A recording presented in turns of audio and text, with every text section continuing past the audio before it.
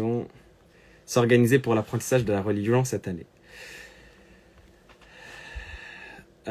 Pour s'organiser pour l'apprentissage de la religion, l'organisation pour l'apprentissage de la religion, c'est une organisation qui n'est pas différente de tout autre type d'organisation. C'est-à-dire que si vous voulez véritablement profiter de cette année-là, il faut faire un certain nombre d'étapes que vous feriez pour vous organiser pour n'importe quel projet, que ce soit un projet scolaire, un projet professionnel, un projet social, peu importe, que vous voudriez réaliser. La première de ces étapes-là, c'est avant toute chose, avant même de commencer par fixer un programme autre que cela, c'est de vous analyser vous-même, d'avoir une introspection de vous-même. Vous devez avoir une introspection, ce qui signifie que vous devez vous observer vous-même dans vos points forts et dans vos points faibles. Et essayer, non pas de vous conforter dans vos points faibles, mais essayer de moduler en fonction de cela. Je m'explique.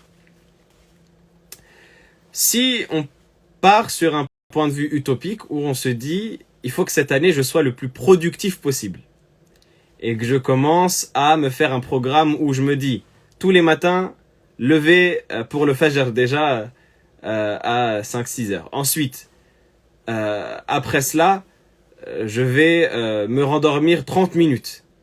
Après cela, je vais me lever, je vais courir pendant 1 heure. Après cela, je vais revenir chez moi, je vais faire le ménage. Après cela, je vais aller à l'école. Bon, déjà, voir si ça tient au niveau du programme. Ou je vais aller travailler. Après cela, au retour du travail, dans la pause déjeuner, je vais lire 100 pages d'un livre.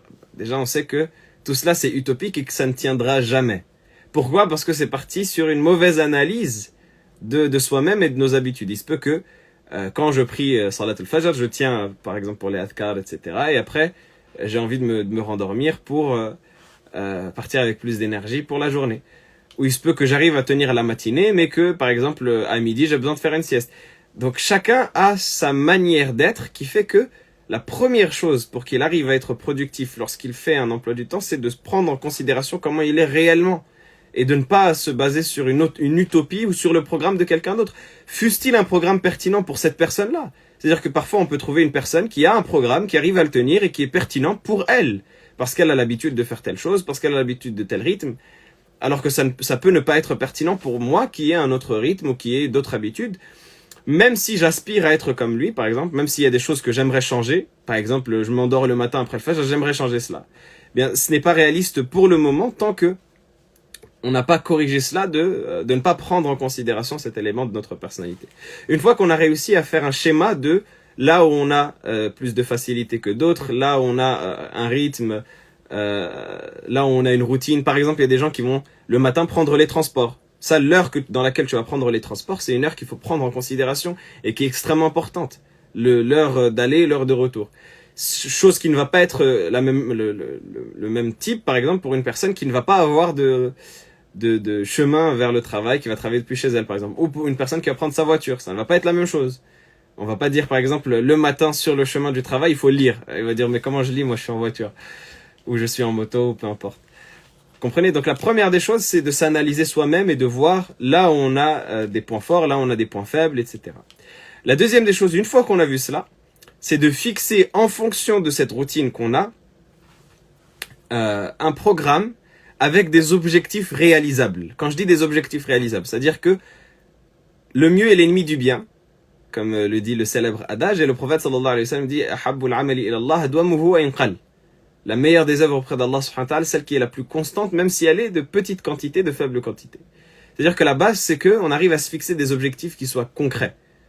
On arrive à se fixer des choses qui soient concrètes dans la journée, quitte à fixer 3 activités. La question portait sur l'apprentissage des sciences religieuses, donc c'est pour cela que je vais me concentrer dessus, mais ça vaut pour n'importe quel autre domaine. Si on arrive à, par exemple, fixer le matin l'apprentissage d'une demi-page de Coran, par exemple. Ensuite, l'après-midi, j'ai un cours de fiqh, imaginons, et le soir, j'ai, par exemple, je ne sais pas, moi, une assise à laquelle j'assiste à la mosquée. Imaginons.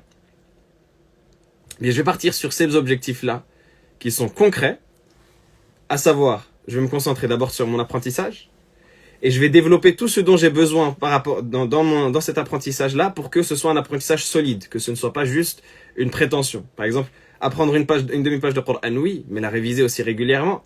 fixer un programme de révision et faire en sorte que cet apprentissage et cette révision, ce soit tout au long de la journée. Le cours de fiqh, oui, y assister, mais fixer également une séance de révision. Fixer une séance de préparation avant le cours et fixer une séance de révision après le cours. Ça, c'est très important. Comprenez, si je viens moi juste et j'assiste au cours comme cela, et ensuite je ferme la fenêtre et je rentre chez moi ou je rentre, ou je vaque à mes occupations sans réviser, sans rédiger des notes, sans les reformuler, etc. Eh bien, je ne vais jamais profiter des cours auxquels j'assiste. Et malheureusement, la situation de beaucoup, c'est ça. C'est le fait de pointer en quelque sorte. Le fait de venir, de dire j'ai assisté à tel cours, j'ai assisté à tel séminaire, j'ai assisté à telle conférence, mais il n'y a pas eu de préparation avant, quand la thématique est donnée ou quand on sait l'objet du cours, et il n'y a pas eu de révision après. Au final, qu'est-ce qui est resté? Allahu a'lam. La seule chose qui est restée, c'est ah oui, à tel moment, j'ai assisté à telle conférence. Et la raison de cela, généralement, c'est pas une mauvaise intention. C'est le fait qu'on ne sait pas que le fait d'assister à un cours, c'est la partie apparente de l'iceberg. La partie cachée de l'iceberg, elle est beaucoup plus importante. Il y a, comme on disait, le fait de préparer le cours avant. C'est extrêmement important. Au point où les savants ont un adage où ils disent que celui qui ne prépare pas le cours avant d'y assister, eh bien, il ne pourra rien récolter au moment du cours. C'est-à-dire que le cours, il ne lui servira à rien. Si tu ne prépares pas le cours avant d'y assister, que tu découvres en même temps que la personne qui lit, ou en même temps que le professeur qui explique ce qui est abordé comme notion, eh bien, tu ne vas jamais tirer profit de ton cours. Ça ne va jamais être profitable parce que ce sera des paroles qui... Déjà, ton cerveau, il aura du mal à assimiler les notions qu'il entendra. Alors imagine, déjà, il faudra comprendre ce qu'il entend. Ensuite, il faudra le retenir. Ensuite, il faudra tirer les enseignements de cela. Et ensuite, le réviser. Ton cerveau, il est surchargé à partir du moment où tu assistes au cours et que tu découvres en même temps. Alors que si tu as déjà préparé au préalable, tu as lu ne serait-ce que le passage qui va être expliqué.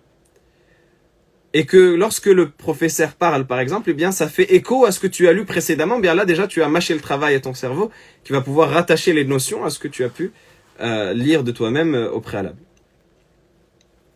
Donc, ça c'est, comme je disais, extrêmement important de savoir que lorsqu'on a un cours, eh bien, il y a une phase de préparation avant et une phase de révision juste après. Il ne faut pas laisser s'accumuler les choses en disant oui, de toute façon, je vais réviser plus tard, et laisser s'accumuler ça dans des notes qui restent dans l'ordinateur qu'on n'ouvre jamais.